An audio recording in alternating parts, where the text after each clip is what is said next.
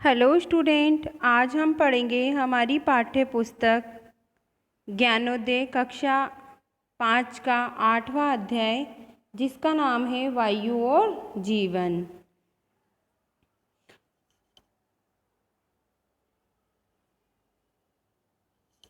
तो बच्चों, इस अध्याय में हमें वायु किस प्रकार से हमारा जीवन है इसके बारे में बताया गया है। तो पेड़ पौधे, मनुष्य व जीव जंतुओं सभी को जीवित रहने के लिए वायु की आवश्यकता पड़ती है। तो बच्चों, क्या आप वायु के बिना रह सकते हैं? हमारे लिए वायु क्यों ज़रूरी है? अगर वायु प्रदूषित हो जाए तो क्या होगा?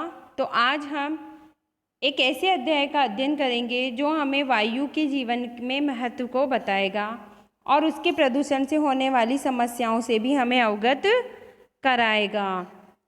तो वायु के जीवन में महत्व तथा पर्यावरण संरक्षण के महत्व को प्रतिपादित करता प्रस्तुत पाठ हमें वायु का उपयोग, वायु प्रदूषण एवं उससे बचने का उपाय सुझाता है। प्रस्तुत पाठ में लेखक ने बताया है कि वायु किस तरह हमारे जीवन को प्रभावित करता है, वायु से हमें क्या क्या लाभ हैं तथा किस तरह की वायु मानवोचित है, हम कैसे अपनी प्राणवायु को शुद्ध या अशुद्ध बनाते हैं, किन कारणों से वायु असंतुलित हो जाती है इत्यादि। वातावरण में ऑक्सीजन की कमी और कार्बन डाइऑक्साइड एवं अन्य विषाक्त गैसों की अधिकता को वायु प्रदूषण की संज्ञा दी जाती है। ये समस्या आज विकराल रूप धारण कर चुकी है। इस समस्या का मूल कारण है प्रदूषित वायु, अर्थात विभिन्न मोटर चालित वाहनों तथा कारखानों का धुआं। पर्यावरण को संतुलित बनाने तथा मानव जीवन की रक्षा के लिए यह अति आवश्यक है कि प्रदूषण को रोका जाए। यह किसी एक व्यक्ति के करने या चाहने से संभव नहीं है। इसके लिए संपूर्ण मानव जाति को जागृत होना होगा। इसके लिए सर्वाधिक उपयुक्त उपाय है वृक्षारोपण, क्योंकि वृक्ष वायु को शुद्ध रखते हैं। तो बच्चों, अब हम हमारे अध्याय पे आते हैं। वायु को प्राणवायु भी कह सकते हैं, क्योंकि वायु ही जीवन है। मनुष्य तथा जीव जंतुओं को जीवित रहने के लिए वायु की अत्यंत आवश्यकता होती है।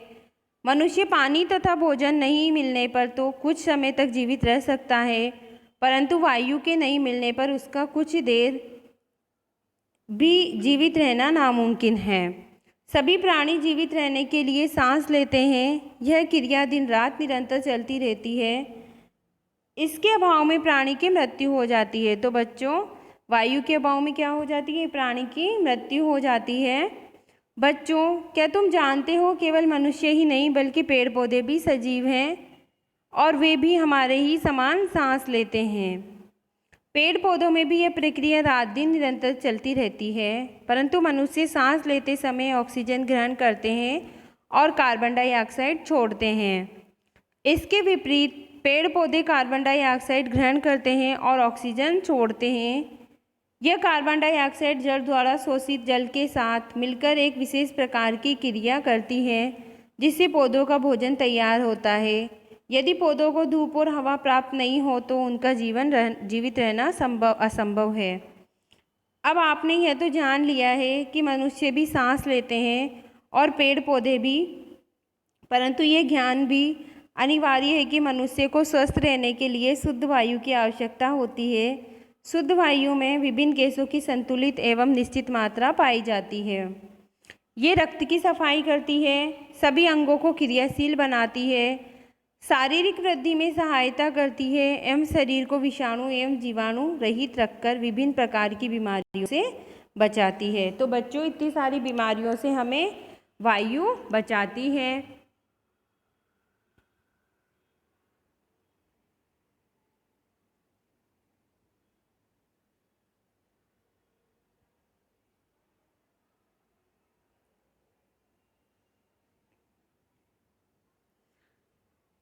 जब हमें शुद्ध वायु नहीं मिलती तो इसका हमारे स्वास्थ्य पर क्या प्रभाव पड़ता है? शुद्ध वायु के अभाव में श्वास संबंधी रोग हो जाते हैं। कार्बन डाइऑक्साइड की अधिकता से चक्कर आना, दम घुटना, जी मिचलाना, उल्टियाँ आदि जैसे रोग हो जाते हैं। और अभी वर्तमान समय में तो ये बहुत ज़्यादा चलन में चल रहा है कि ऑक्सीजन की कमी से ही मृत्यु हो रही है लोग बागों की। और पेड़ पौधे काटने से क्या हो गया है, ऑक्सीजन में कमी हो गई है और उससे कई लोगों की आजकल मृत्यु हो रही है।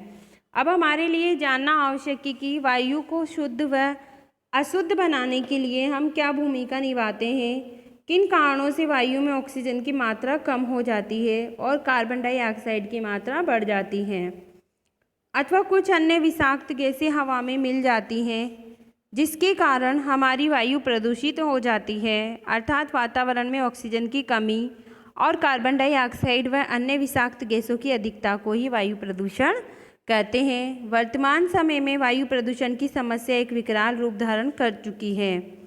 वायु विभिन्न कारणों से प्रदूषित होती है।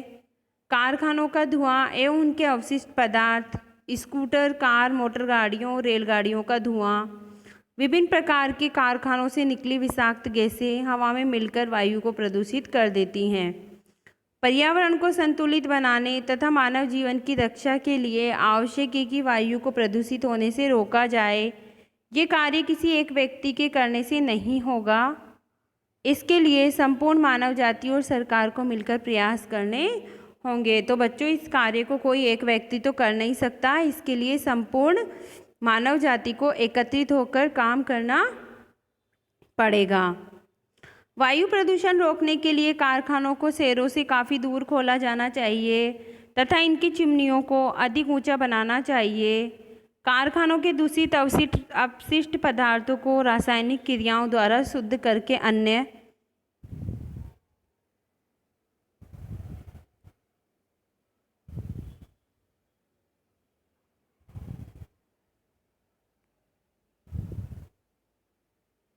उपयोग में लाया जा सकता है। कुछ दूषित पदार्थों को कारखानों में फिल्टर लगाकर शुद्ध किया जा सकता है।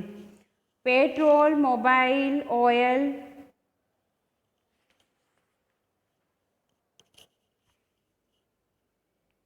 डीजल आदि से चलने वाले स्वचालित वाहनों का प्रयोग कम करना चाहिए। उसके स्थान पर हमें ऐसे वाहनों का निर्माण करना होगा जो विद्युत ऊर्जा से चलें। इस प्रकार वायु में सल्फर व कार्बन डाइऑक्साइड जैसी विषैली गैसों की मात्रा घटेगी। तो आजकल चलन में है ना इलेक्ट्रिक स्कूटी, मोटर बाइक वगैरह, तो उन्हीं का हमें ज़्यादा उपयोग करना चाहिए। वायु प्रदूषण को रोकने के लिए जनसंख्या पर नियंत्रण रखना भी अत्यंत आवश्यक है, क्योंकि जो जनसंख्या बढ़ती जा रही है, लोग वन काटकर कृषि योग्य भूमि पर आवास बनाते जा रहे हैं और अपनी आवश्यकताओं की पूर्ति के लिए उद्योग धंधे, कल कारखाने आदि बढ़ाते जा रहे हैं। इस प्रकार वे वायु प्रदूषण को बढ़ा रहे हैं। वायु प्रदूषण को रोकने का सबसे अच्छा उपाय है कि अधिक से अधिक पेड़ पौधे लगाए जाएं, क्योंकि वे ये वायु को शुद्ध रखते हैं। हम अपनी श्वसन प्रक्रिया के द्वारा जो कार्बन डाइऑक्साइड छोड़ते हैं, पेड़ पौधे उसे ग्रहण करके हमारे वातावरण को संतुलित बना देते हैं। अतः पेड़ पौधों से हमें बहुत लाभ मिलता है। पेड़ पौधे हमारे वायुमंडल को प्रदूषण मुक्त कर हमें स्वस्थ रहने में हमारी मदद करते हैं। जन जन में यह चेतना जागृत की जाए कि पेड़ पौधों को नहीं काटें, बल्कि नए पेड़ पौधे लगाएं, तभी मनुष्य का जीवन संभव हो पाएगा। तो हमें क्या करना चाहिए? जन जन से ये चेतना जागृत करनी चाहिए कि पेड़ पौधों को वे नहीं काटें।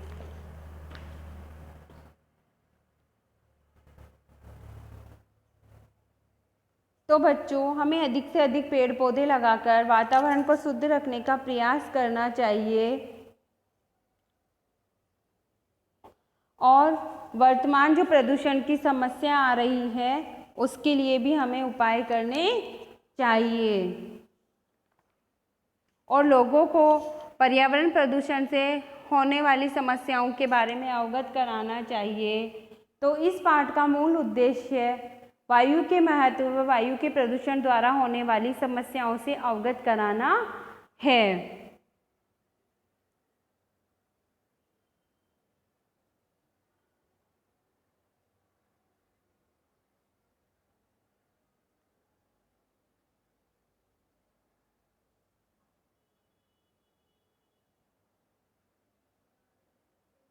इसके बाद हमारे शब्दार्थ हैं। प्रदूषित शब्द का अर्थ है विशुद्ध, विशेष रूप से दूषित, चेतना शब्द का अर्थ है ज्ञानात्मक मनोवृत्ति। अवशिष्ट पदार्थ शब्द का अर्थ है बचे हुए पदार्थ। और प्रदूषण शब्द का अर्थ है भूमि, जल और वायु का विभिन्न पदार्थों द्वारा दूषित होना। विषाक्त शब्द का अर्थ है जहरीला। तो बच्चों, आज का अध्याय हम यहीं समाप्त करते हैं। Bye student.